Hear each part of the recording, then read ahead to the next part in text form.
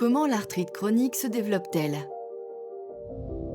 La polyarthrite rhumatoïde, l'arthrite psoriasique et la spondylarthrite ankylosante sont trois formes d'arthrite chronique impliquant le système immunitaire. Notre système immunitaire est un système complexe qui a pour mission importante de protéger notre organisme des attaques extérieures. Il est ainsi capable de détecter et de combattre tout ce qui est étranger à notre organisme, par exemple un virus ou une bactérie, et faire en sorte que l'intrus ne puisse pas nous nuire. C'est ce qu'on appelle l'immunité. Le système immunitaire est constitué de cellules, principalement des globules blancs, et de protéines qui circulent à la fois dans le sang et dans les tissus. Au contact d'agents étrangers, certains globules blancs vont directement détruire l'agent étranger, tandis que d'autres vont produire des substances, des cytokines ou des anticorps, qui vont engendrer et alimenter la réponse immunitaire, et de ce fait contribuer à l'élimination de l'intrus. Les cytokines provoquent une activation en cascade de la réponse immunitaire, une sorte d'effet domino, et vont donc l'alimenter en provoquant une inflammation. Les anticorps, eux, vont réagir en présence de l'agent étranger en reconnaissant une partie de celui-ci, que l'on appelle antigène ou cible. Un antigène est comme une signature à la surface d'un agent étranger, qui sera reconnu par un anticorps spécifique de notre système immunitaire. L'interaction anticorps-antigène contribue à l'élimination de l'intrus.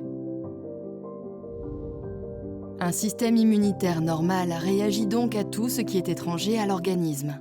Mais le système immunitaire peut mal fonctionner, et ce, de différentes manières.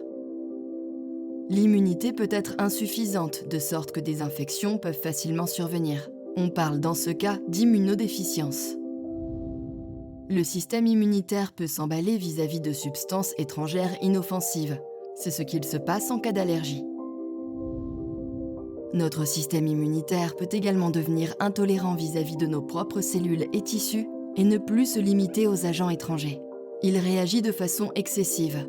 On parle dans ce cas de maladies auto-immunes qui ont pour conséquence une inflammation chronique de nos propres tissus. Les maladies auto-immunes ne sont pas rares. Les symptômes cliniques dépendent de l'organe ou du tissu impliqué dans la réaction inflammatoire.